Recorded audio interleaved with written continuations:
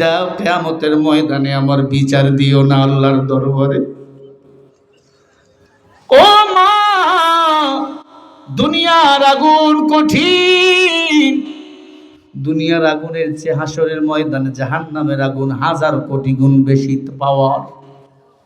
আমি উমর সহ্য করতে পারবো না মা।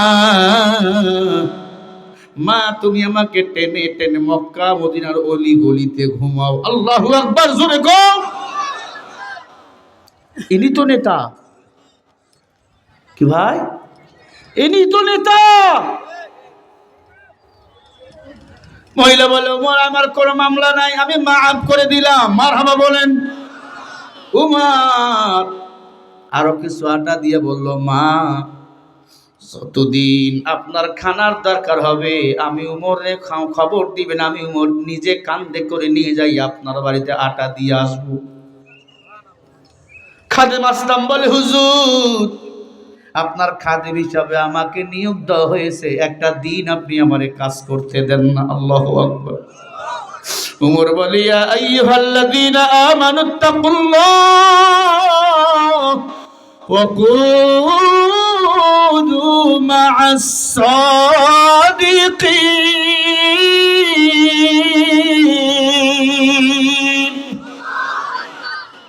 এই উমর, আমি আল্লাহকে ভয় পাই, সত্যবাদীকে বন্ধু বানাই। উমর আরো কান্না শুরু করে দিল, মহিলাকে বিদায় করে দিল, দাঁড়িয়ে বলে, আমার এই ক্ষমতার চেয়ারের দরকার নাই, এই ক্ষমতায় বসে থাকার আমার কোনো অধিকার নাই, আমি আমার দায়িত্ব পালন করতেছি না, আপনারা অন্য মানুষ দেখেন। সাধারণ একজন মুসাল্লি ডাক দিয়ে বলে, উমর আমরা ভালো করে জানি কে এই চেয়ারের দায়িত্ব পায়, কে এই চেয়ারের দাবিদার আর কে না। উমর এই তরবারি দেখতেছ, যেদিন তুমি কোরআন হাদিস বাদ দিয়ে অন্য তোমার মন মতো এই চেয়ার থেকে ফতুয়া দিবা, ওই দিন আমার তরবারি তোমাকে এই দুনিয়াতে রাখবে না। উমর তুমি ক্ষমতায় থাকবা, আমরা তোমাকে সাপোর্ট দিয়ে দেব, তোমার মতো প্রধানমন্ত্রী প্রতিটা রাষ্ট্রের মধ্যে দরকার। আল্লাহু আকবার। হযরত ওমর তো পৃথিবীর প্রেসিডেন্ট, চোখের পানি ছেড়ে কান্দে আর বলে, তবে কথা দাও আমার দেশে যত গরিব আছে এতিম রয়েছে সবার হক তোমরা ঠিক মতো আদায় করবা।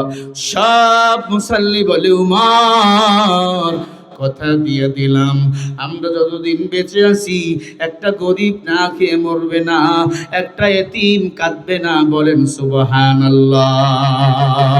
নাইলে মমিন সোয়ে মমিন মিশাওয়া, নাইলে কাফের সোয়ে কাফের মিশাওয়া।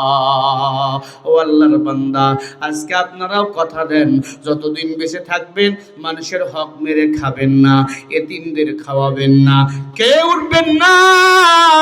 5টা মিনিট আমি আপনাদের কষ্ট দিয়ে এরপরে বলবো কেন মহিলা তার নিজের সন্তানকে 12 টুকরা করলো। এখানে কবরস্থান, এখানে অনেকের মা শুয়ে আছে, বাবা শুয়ে আছে, দাদা শুয়ে আছে। ও ভাই, 5টা ছেলেকে দস্তরবন্দি করা হলো, 10টা মেয়েকে আপনার বোরখা প্রদান করা হলো। এর আগে একজন হলো কোরআনের হাফেজ, একজন কোরআনের হাফেজ 10 জন জাহান্নামীকে সুপারিশ করে জান্নাতে নিয়ে যাবেন। একজন হাফেজ সাহেব 10 জন জাহান্নামীকে সুপারিশ করতে পারবেন হাসরের ময়দানে।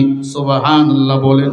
যদি মনে চায় একটা সন্তানরে হাফেজ বানাইবা, আলেম বানাইবা, ও মা বোনের আপনাদের কপাল ধন্য। আপনারা যারা আজকে হাফেজের মা, আলেমের মা, আপনারা হাফেজের মা হতে পারেন নাই, ওই হাফেজদের সহকারী হয়ে যান। এতিমখানায় এতিমরা পড়ে, গরিবেরা পড়ে। বাবা 4টার একটা ভবন করা হইতেছে, আমি আপনাদের মাঝে 20টা আল্লাহর বান্দা দেখতে চাই। 30 পারা কোরআন শরীফের জন্য 30 জন দেখতে চাই। হুজুর এই যুবক বসো বাবা, বসো, উঠবা না বাবা, আমি তোমাদের জন্য দোয়া করব। আমি 5টা মিনিট শুধু সময় নেব। এই মাদ্রাসার জন্য আমি 20টা মানুষ দেখতে চাই হুজুর। আমরা নগদ 10,000 করে টাকা, 20,000 টাকা নগদ বা বাকিতে দান করব 5,000 টাকা। আমি আবার বলছি শোনেন, আল্লাহ কবুল না করলে কেউ দান করতে পারবেন না। 1000 টাকার মালিক, ক্ষমতার মালিক আল্লাহ যদি কবুল করে, নবীর ঘর